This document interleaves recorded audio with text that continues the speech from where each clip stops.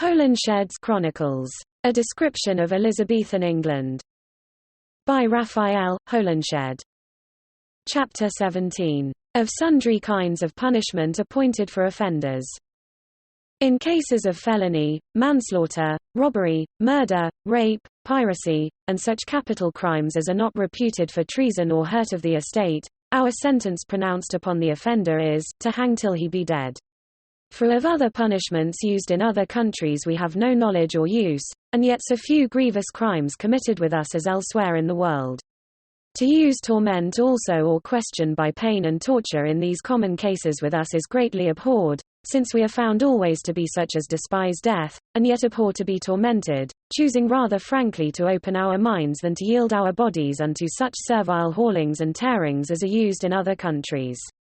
And this is one cause wherefore our condemned persons do go so cheerfully to their deaths, for our nation is free, stout, haughty, prodigal of life and blood, as Sir Thomas Smith saith, Lib 2 Cap 25, De Republica, and therefore cannot in any wise digest to be used as villains and slaves, in suffering continually beating, servitude, and servile torments.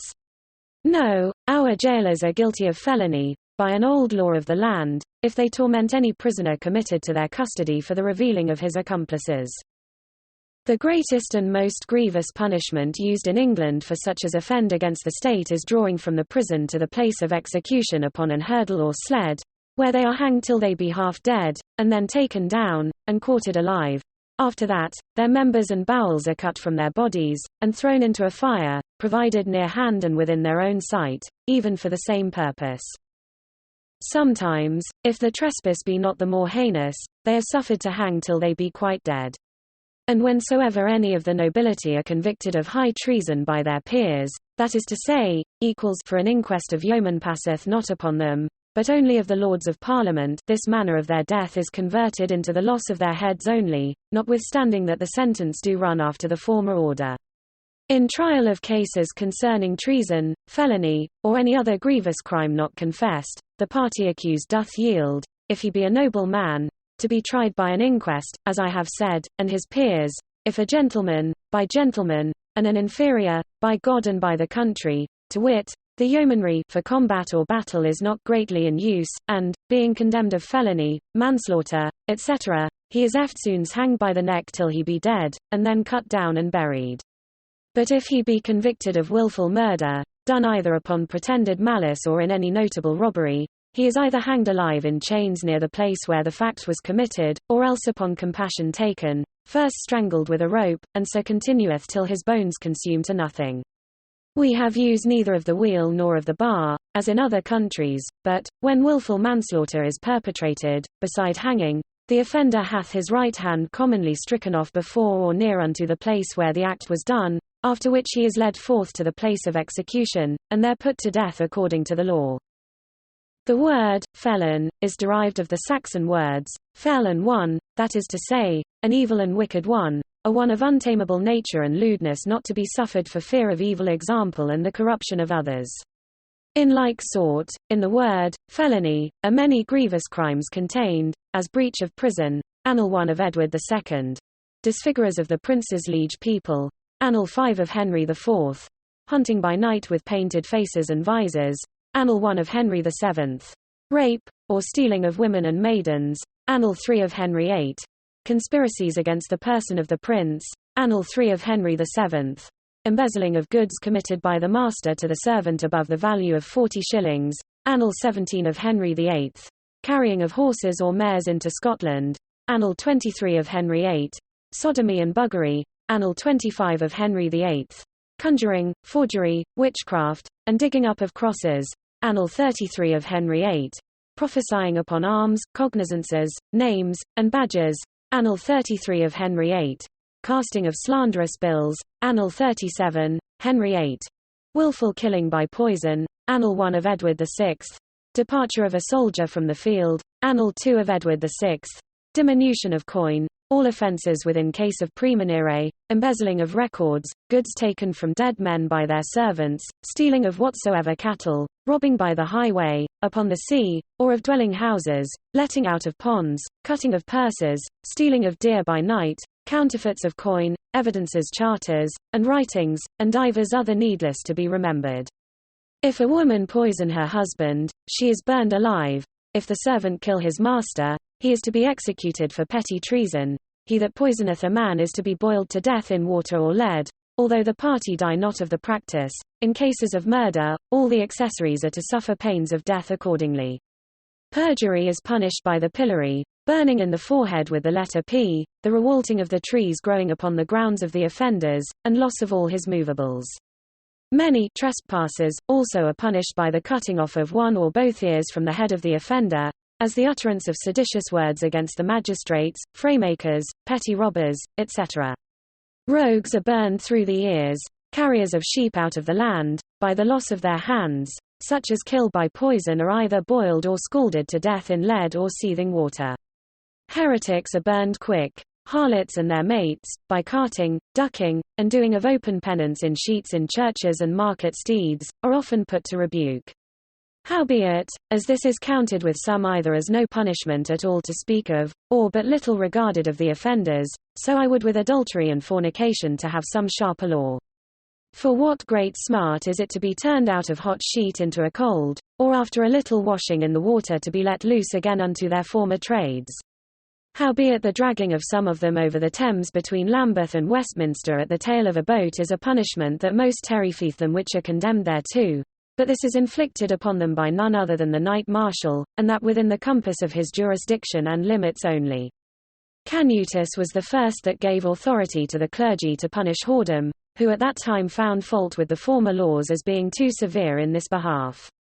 For, before the time of the said Canutus, the adulterer forfeited all his goods to the king and his body to be at his pleasure, and the adulteress was to lose her eyes or nose, or both if the case were more than common, whereby it appears of what estimation marriage was amongst them, since the breakers of that holy estate were so grievously rewarded.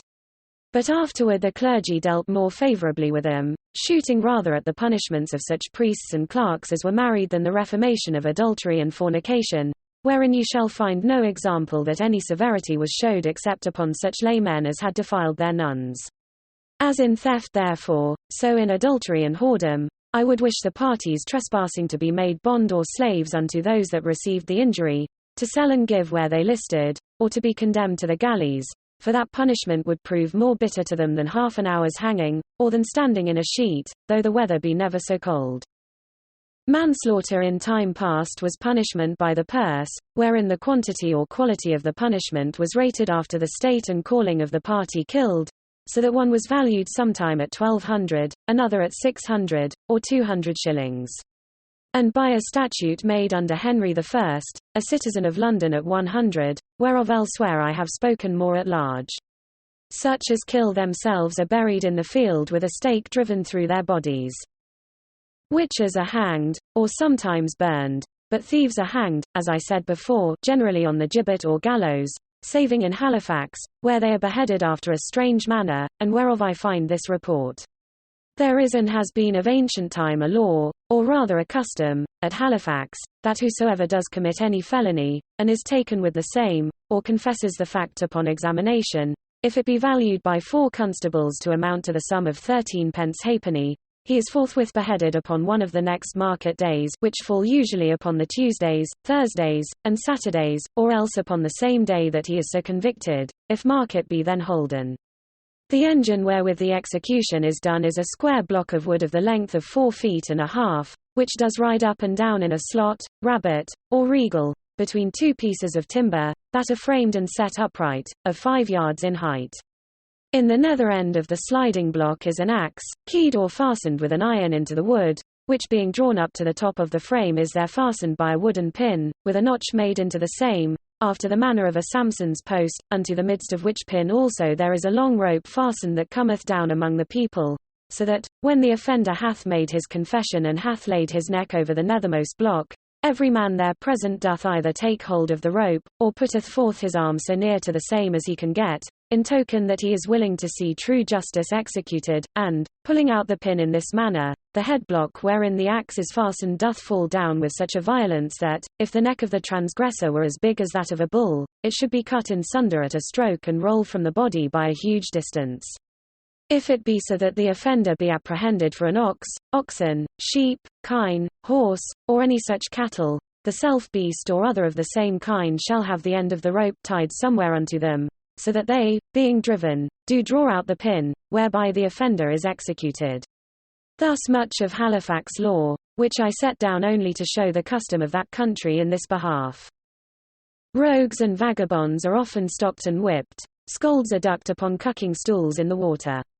Such felons as stand mute, and speak not at their arraignment, are pressed to death by huge weights laid upon a board, that lieth over their breast, and a sharp stone under their backs, and these commonly held their peace, thereby to save their goods unto their wives and children, which, if they were condemned, should be confiscated to the prince. Thieves that are saved by their books and clergy, for the first offence, if they have stolen nothing else but oxen, sheep, money, or such like, which be no open robberies, as by the highway side, or assailing of any man's house in the night, without putting him in fear of his life, or breaking up his walls or doors, are burned in the left hand, upon the brawn of the thumb, with a hot iron, so that, if they be apprehended again, that mark betrayeth them to have been arraigned of felony before, whereby they are sure at that time to have no mercy. I do not read that this custom of saving by the book is used anywhere else than in England, neither do I find, after much diligent inquiry, what Saxon prince ordained that law. Howbeit this I generally gather thereof, that it was devised to train the inhabitants of this land to the love of learning, which before contemned letters and all good knowledge, as men only giving themselves to husbandry and the wars, the like whereof I read to have been amongst the Goths and Vandals, who for a time would not suffer even their princes to be learned, for weakening of their courage, nor any learned men to remain in the council house, but by open proclamation would command them to avoid whensoever anything touching the state of the land was to be consulted upon. Pirates and robbers by sea are condemned in the court of the Admiralty, and hanged on the shore at low water mark, where they are left till 3 tides have overwashed them. Finally, such as having walls and banks near unto the sea, and do suffer the same to decay, after convenient admonition, whereby the water entereth and drowneth up the country, are by a certain ancient custom apprehended, condemned, and staked in the breach, where they remain forever as parcel of the foundation of the new wall that is to be made upon them, as I have heard reported. And thus much in part of the administration of justice used in our country, wherein, notwithstanding that we do not often hear of horrible, merciless, and wilful murders, such I mean as are not seldom seen in the countries of the main, yet now and then some manslaughter and bloody robberies are perpetrated and committed, contrary to the laws, which be severely punished, and in such wise as I have before reported. Certes there is no greater mischief done in England than by robberies, the first by young shifting gentlemen, which oftentimes do bear more port than they are able to maintain. Secondly by serving men, whose wages cannot suffice so much as to find them breaches, wherefore they are now and then constrained either to keep highways, and break into the wealthy men's houses with the first sort, or else to walk up and down in gentlemen's and rich farmers' pastures, there to see and view which horses feed best, whereby they many times get something, although with hard adventure. It hath been known by their confession at the gallows that some one such chapman hath had 40, 50, or 60 stolen horses at pasture here and there abroad in the country at a time, which they have sold at fairs and markets far off, they themselves in the mean season being taken about home for honest yeomen, and very wealthy drovers, till their dealings have been betrayed.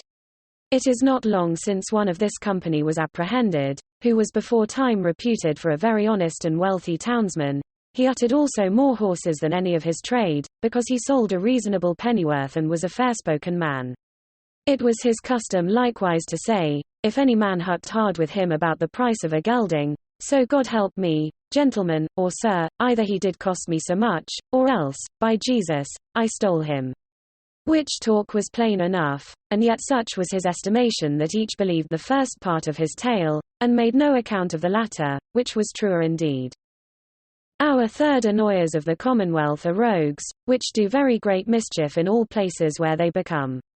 For, whereas the rich only suffer injury by the first 2, These spare neither rich nor poor, but, whether it be great gain or small, all is fish that cometh to net with them. And yet, I say, both they and the rest are trussed up apace. For there is not 1 year commonly wherein 300 or 400 of them are not devoured and eaten up by the gallows in one place another. It appeareth by Cardan, who writeth it upon the report of the Bishop of Lexovia, in the geniture of King Edward VI, how Henry VIII, executing his laws very severely against such idle persons, I mean great thieves, petty thieves, and rogues, did hang up 12,000 of them in his time. He seemed for a while greatly to have terrified the rest, but since his death the number of them is so increased, yea, although we have had no wars, which are a great occasion of their breed, for it is the custom of the more idle sort, having once served, or but seen the other side of the sea under colour of service, to shake hands with labour forever, thinking it a disgrace for himself to return unto his former trade, that, except some better order be taken, or the laws already made be better executed, such as dwell in uplandish towns and little villages shall live but in small safety and rest. For the better apprehension also of thieves and mankillers, there is an old law in England very well provided whereby it is ordered that, if he that is robbed, or any man, complain and give warning of slaughter or murder committed, the constable of the village whereunto he cometh and crieth for succour is to raise the parish about him, and to search woods, groves, and all suspected houses and places, where the trespasser may be, or is supposed to lurk, and not finding him there, he is to give warning unto the next constable, and so one constable, after search made, to advertise another from parish to parish, till they come to the same where the offender is harboured and found. It is also provided that, if any parish in this business do not her duty, but suffereth the thief, for the avoiding of trouble sake, in carrying him to the jail, if he should be apprehended, or other letting of their work to escape, the same parish is not only to make fine to the king, but also the same, with the whole 100 wherein it standeth, to repay the party robbed his damages, and leave his estate harmless.